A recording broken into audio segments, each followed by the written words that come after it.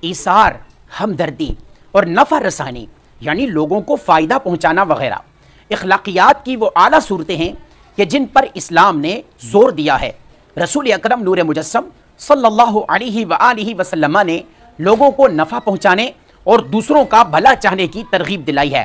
چنانچہ فرمایا احب الناس الی اللہ تعالی انفعہم للناس، یعنی لوگوں میں سے اللہ کے نزدیک پسندیدہ وہ لوگ ہیں جو دوسروں کو نفع پہنچائیں۔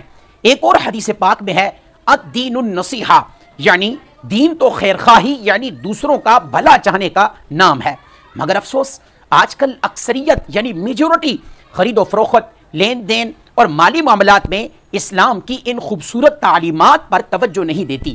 ان معاملات میں بھلا چاہنے کی جگہ برا چاہنے اور فائدہ پہنچانے کے بجائے مصنوعی نفع خوری سے کام لیا جاتا ہے، جبکہ ہماری اسلامی تعلیمات اور ہمارے بزرگوں کا یہ انداز بالکل نہ تھا۔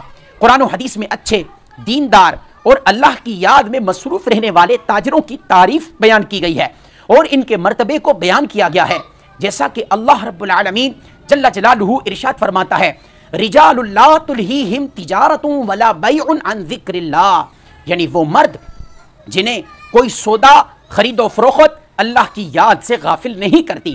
اور رسول اللہ صلی اللہ علیہ وآلہ وسلم نے ارشاد فرمایا سچے امانت دار تاجر نبیوں، صدیقوں اور شہیدوں کے ساتھ ہوں گے۔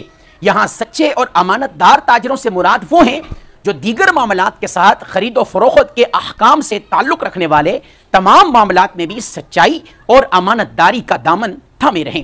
ناظرین، پہلے کے مسلمان اللہ و رسول صلی اللہ علیہ وآلہ وسلم کے ان ارشادات پر جی جان سے عمل کیا کرتے اور تجارت و روزگار میں ایک دوسرے کے فائدے کا خیال رکھا کرتے تھے۔ بیوپاری یعنی بیچنے والا خریدار کا اور خریدار بیوپاری کا خیال رکھتا تھا، جیسا کہ حضرت یونس بن عبید بصری رحمۃ اللہ تعالی علیہ کا واقعہ ہے کہ ان کی دکان سے ایک شخص نے ان کے ملازم سے اپنی مرضی سے ایک جبہ 400 درہم کا خریدا، حالانکہ اس کی قیمت 200 درہم میں تھی۔ حضرت یونس بن عبید بصری رحمۃ اللہ علیہ کو معلوم ہوا تو انہوں نے 200 درہم اسے واپس دلوا دیے۔ یہ تو خریدار کا خیال رکھنے کے بارے میں تاجر کا واقعہ تھا۔ اسی طرح خریدار بھی بیچنے والے کا بہت خیال رکھا کرتے تھے۔ چنانچہ ایک واقعہ ہے کہ حضرت جریر رضی اللہ تعالی عنہ کا غلام ان کے کہنے پر ایک گھوڑے کا سودا 300 درہم میں طے کر کے گھوڑے اور مالک کو ان کے پاس لایا تاکہ وہ رقم ادا کر دیں۔ حضرت جریر رضی اللہ تعالی عنہ نے گھوڑا دیکھ کر مالک سے کہا تمہارا گھوڑا 300 درہم سے تو بہت بہتر ہے، کیا تم 400 درہم میں فروخت کرو گے؟ اس نے کہا جیسے آپ کی مرضی۔ پھر آپ بار بار یہی بات کرتے ہوئے 100 درہم بڑھا کر اسے گھوڑا بیچنے کی آفر کرتے رہے۔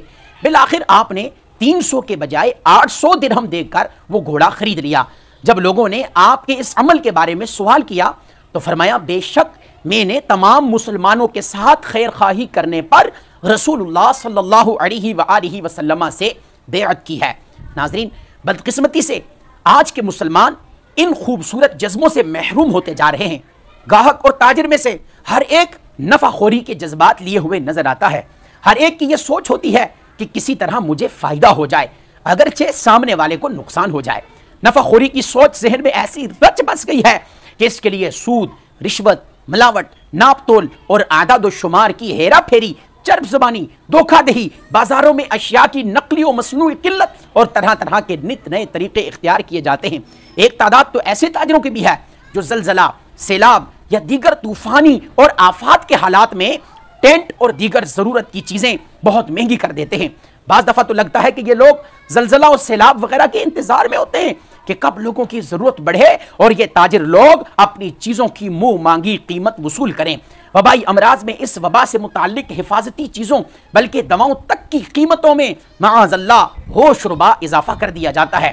یوں ہی بقر عید کے موقع پر قربانی کے جانوروں اور رمضان میں افطار کے پھلوں کی قیمتیں بھی گویا آسمان کو پہنچ جاتی ہیں۔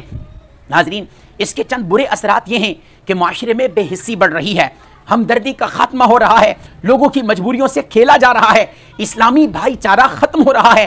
سب سے بڑھ کر یہ کہ ایک دوسرے کی دیکھا دیکھی معاشرے میں اس قسم کے بے حس لوگوں کا اضافہ ہو رہا ہے۔